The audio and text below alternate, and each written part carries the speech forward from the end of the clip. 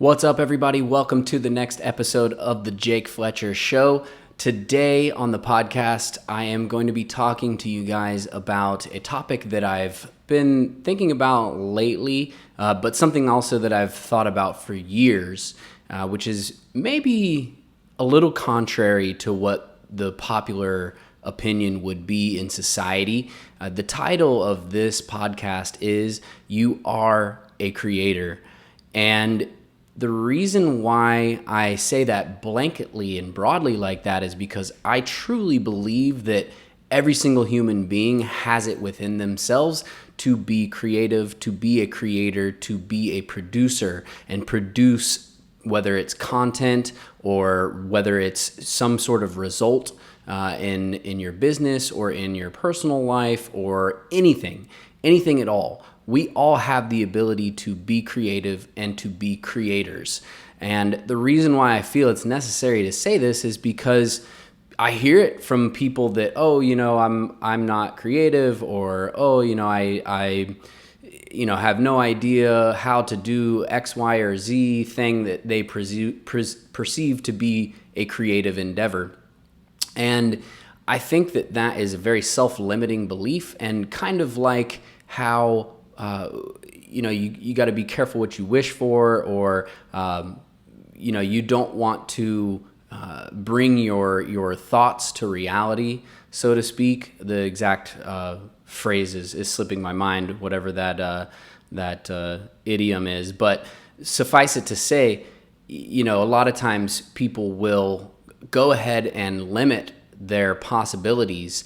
Even though they have the aptitude to do something, they'll limit their actual possibility to follow through and do something because they perceive it to be outside of the bounds of what they're capable of. And oftentimes this manifests in creative endeavors or any type of situation where you're doing anything involving imagination or some type of original thought. Because at the end of the day, that's all creativity is having an original thought about something or using your imagination to do something. So if you're in a business deal and let's say you hit some kind of speed bump or hurdle that needs to be crossed, and you figure out a way to get over that hurdle or to circumnavigate that difficulty, well, guess what? You just used your imagination and you therefore created something. So you are a creator, okay? And just like in a business deal, also you could apply this to your relationships. So let's say you're having a fight with somebody that you love, and it just seems like there is no conclusion. You're going in a circle, round and round and round, fighting about something. Maybe it's lasted for days or weeks or who knows. Well, when you try to come up with a resolution or some kind of solution to that fighting, you got to use your imagination to do that, right? You have to be able to create the circumstances for the fighting to cease, right? So therefore, once again, you're a creator. Now, why is it important that we label ourselves or understand that we can label ourselves as creators? Well, you have creators and you have consumers, okay? Now, there is obviously a balance in between, right?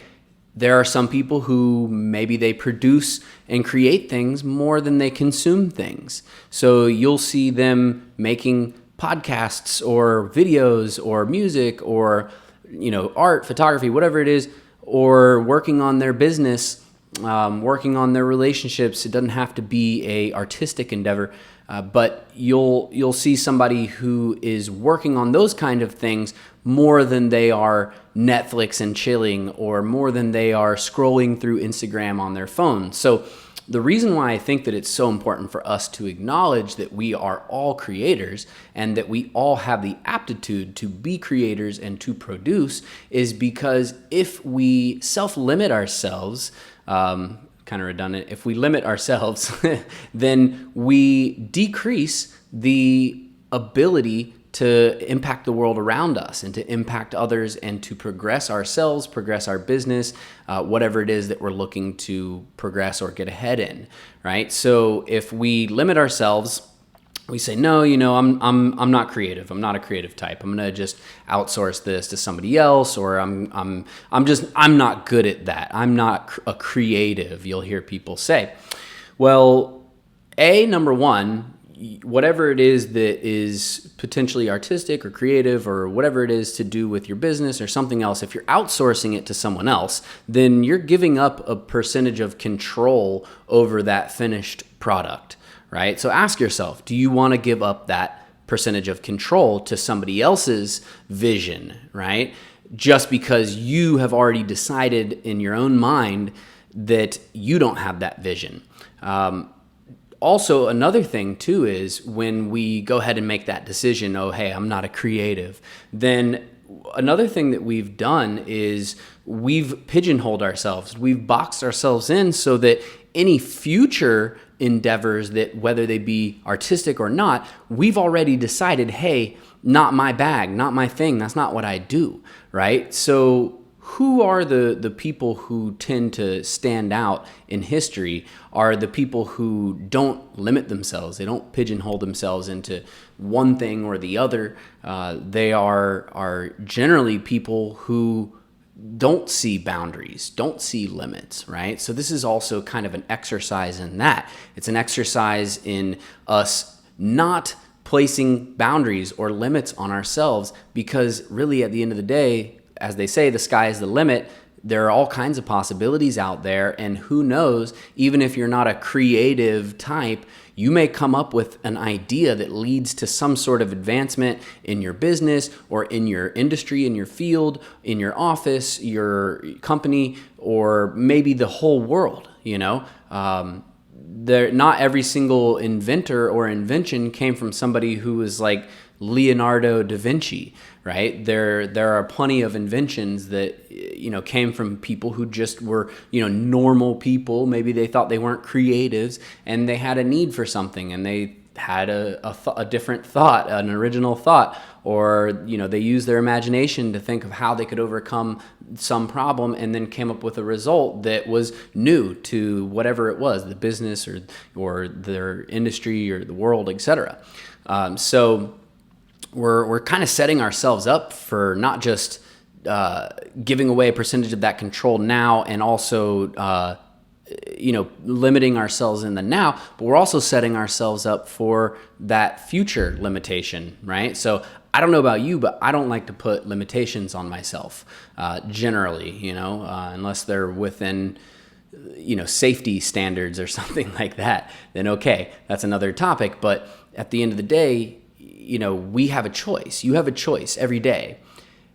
Are you going to Netflix and chill, or are you going to work at whatever it is that you need to create, whatever you need to produce, right? Not saying that watching Netflix at all is a bad thing. It's more about how much, what's the balance, right? So that balance, I feel, is a very important thing to keep in mind for people, because if you wake up, you're kind of halfway through your day and you're already Netflix and chilling, or spent, your half your day doing something not helpful, not educational, not bettering yourself or whatever it is, then you've just wasted half of a day, or you've wasted maybe a whole day, right? So it's all about that balance, right? How much are you creating? How much are you producing? How much are you getting your hands dirty and getting them, mixing up the sauce and making it happen, versus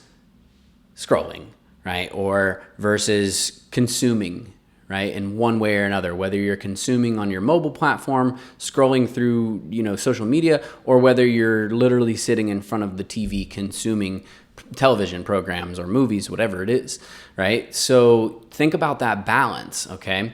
And before you even think about that balance, keep in mind that you are a creator. So if your first thought is, no, I know, yeah, it's a balance, but I'm not really creative, I'm not a creator, bullshit, you are. Every single human being has that within them since we're babies. Since we come out of the womb and open our eyes, we see the world at first in black and white. First, we don't see anything. So right off the bat, we don't have one of our senses right when we're born, or it's black and white. I'm not a biologist, but I know it's something like that, right? So we're right off the bat, before we even have a concept of what imagination is, our little baby brains are trying to make sense of the world, right? Then we go from black and white color to actual color, right? But we're still very sensitive as far as all of our senses and everything, right? So we're trying to interpret the world around us. We're trying to make sense of the sounds and the smells and what we're seeing, these blurry shapes that as they get closer, we start to see them more clear and we see it's a face, right? So we're all right from the get-go. We're using our imagination. So to say that you're not a creative is to say, or that you're not a creator is to say that you don't have an imagination, which is just literally patently false. Okay, so accept right now, right from the get-go, that you are a creator. You do have the capacity to produce and to create things, even if they're not artistic things, right? So we've accepted that from the bat, right? Now, the next step is to check our balance, to make sure that if we are aiming to be somebody who's getting better at stuff, whatever it is, whether it's your business, your health, your relationships, something artistic, whatever it is, if you're someone looking to get better at something, then you're going to want to spend more time producing and creating than you do consuming. So you might say, well, what if I'm reading a book or watching a DIY video on something? Okay, that's where we come back to the balance, right? Read the book, watch the DIY video, but there's got to be a point where that stops and where you begin to take action and actually create and begin to produce.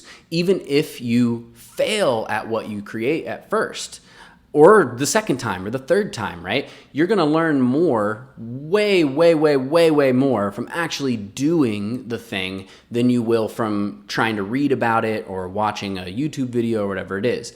So you have to put into practice the things that you need to do in order to create what it is that you're trying to create, okay? Or or to build what you're trying to build. Let's say you started a business, right?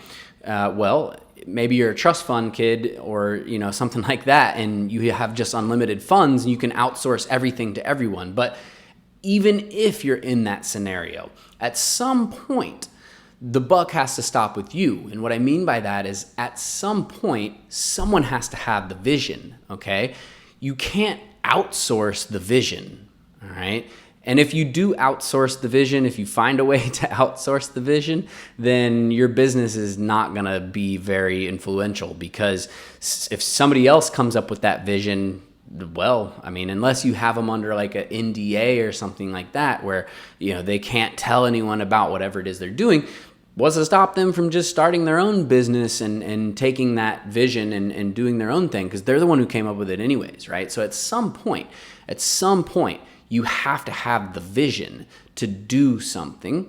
And then once you have that vision, you have to follow through and actually take action. Because if you have the vision but you don't take action, well, you're just like 90% of people who just, sit on their couch and, oh, wouldn't it be nice, and one of these days, it's a smaller percentage. I don't know what the actual number is. I just pulled 90 out of thin air, but it's definitely a smaller percentage of people who say, okay, well, hey, I've got the vision of what I want to do, and this is what I need to do in order to do it, and then let's go, take an action, right?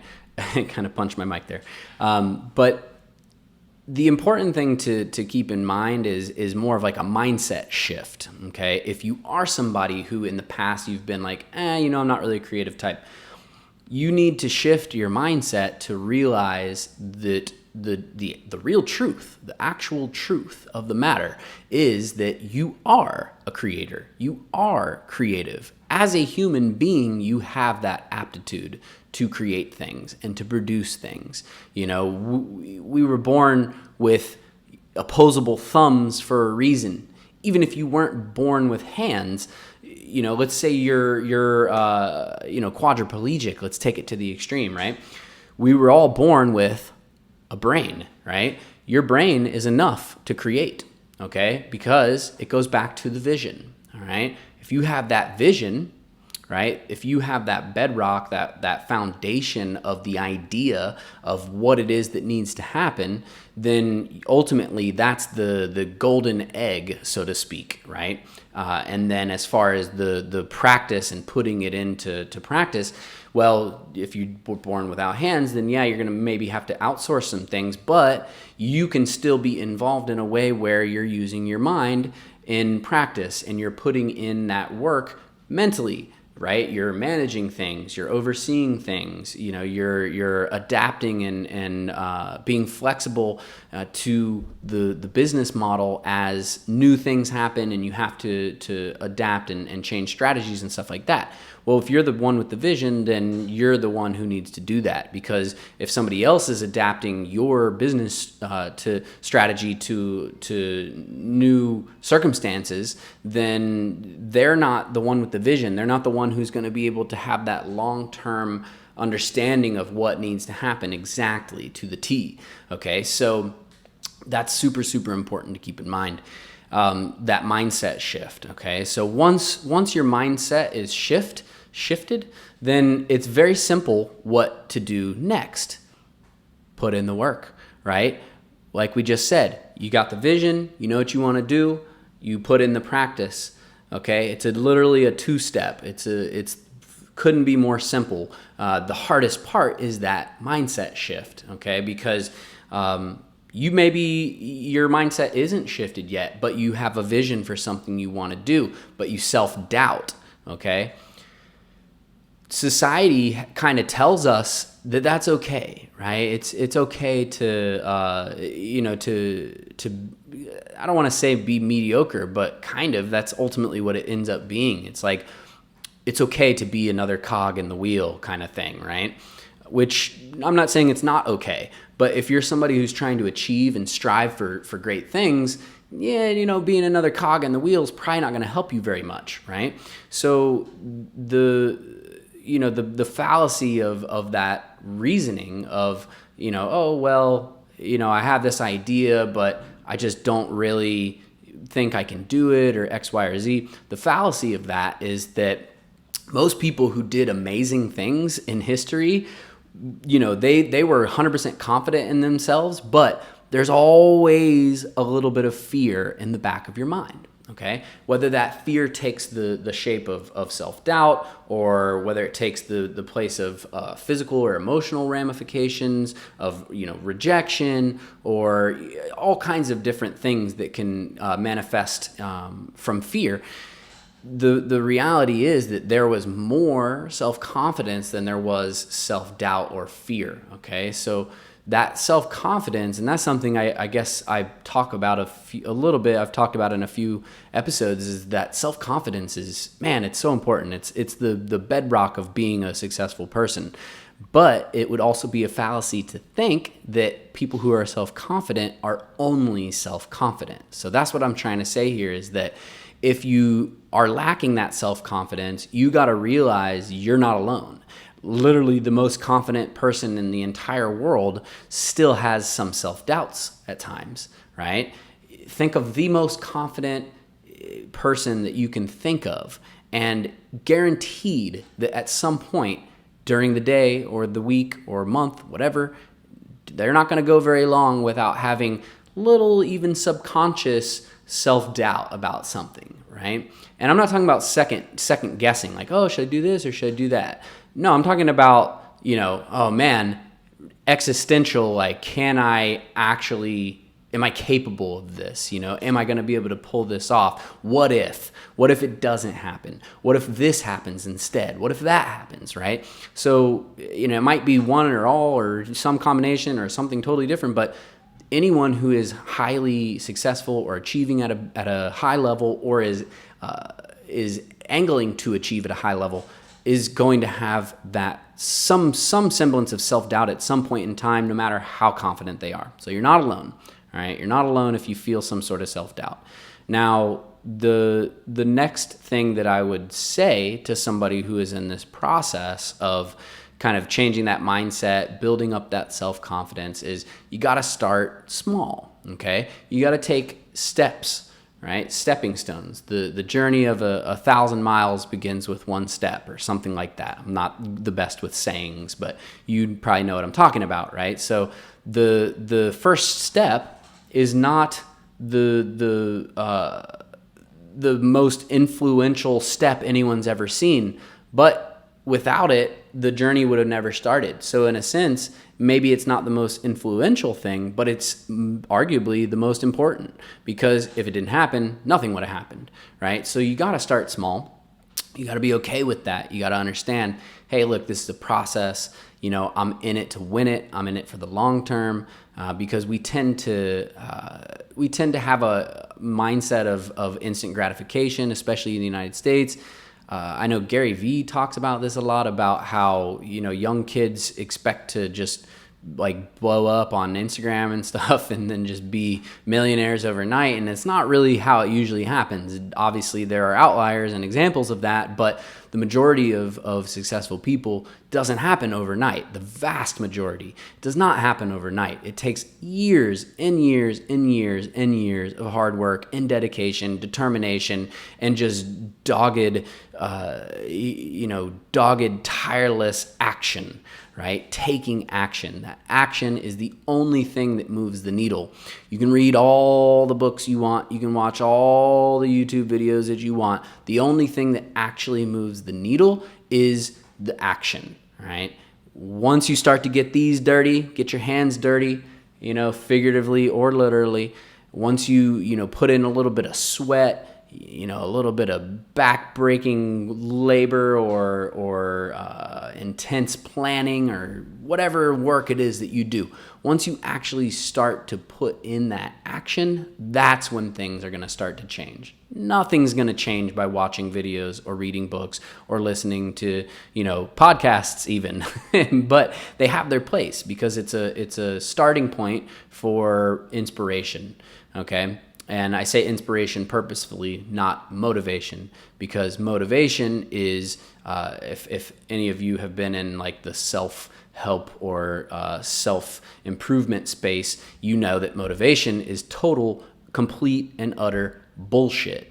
Motivation is not real, okay? It's an emotion that passes, just like the weather, just like any other emotion, just like happiness, sadness. You wake up and you feel motivated, and then at some point you don't feel as motivated anymore.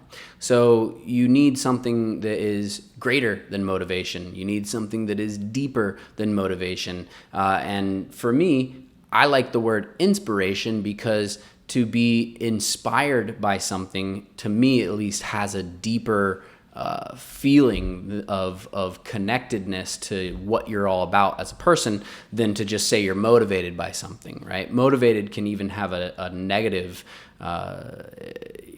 interpretation. So, to find that inspiration and to connect it to who you are and to what you do, and you're on a good path. You're on a good path towards making a fantastically badass life, honestly, because without that inspiration, you're just kind of following someone else's plan of what they, so not they as in one person, but they in air quotes. You're following what they have told you to do. You're following what society expects you to do, or what you think that you're supposed to do based on what other people or some other person has said, which is not being true to who you are, right? So it's not enough to just have that vision and then take the action if you also at the same time are not doing what is true to you, okay? If you're not doing what's in your heart, then it's not going to have that same deep connection and purpose, okay? So, that goes back to the vision, right? You're not going to have a vision for something that you're not inspired about necessarily. Maybe you will, like every once in a while I have an idea for an app, right? But I'm not an app designer or developer, so I'm not inspired to go create an app. But at the same time, I have a vision to create something, and it's like, oh, that would be cool, and then I tell my buddy about it who does create apps. Shout out to Zito. And maybe it's something he would want to do or be inspired by or so on and so forth. But you see, the point is that I'm not going to go do that just because it seems like a good idea, because it's not something that I would wake up in the morning and be like, hell yeah, let's go, let's do it.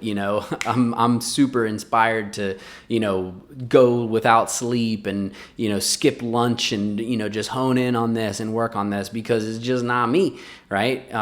So, you need to have that vision that inspires you, and you need to put in the work. That's the moral of the story, man. It just doesn't get any simpler than that, but you can't even get there without acknowledging first that you are a creator.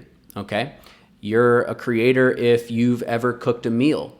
You're a creator if you've ever created a child. How about that? You're a creator if you have ever had a conversation with a stranger. You're a creator if you've ever come up with a way to do something that is more efficient or better or cost effective or whatever than it was being done before. So I could go on and on and on and on. I think you guys get the point. Being a creator or being a creative doesn't just mean that you make fat beats or that you make nice artwork or that you take pretty pictures. It is every single encompassing aspect of our humanity. Okay, so remember that, guys, and also remember that balance. The balance of how much am I creating versus how much am I consuming, right?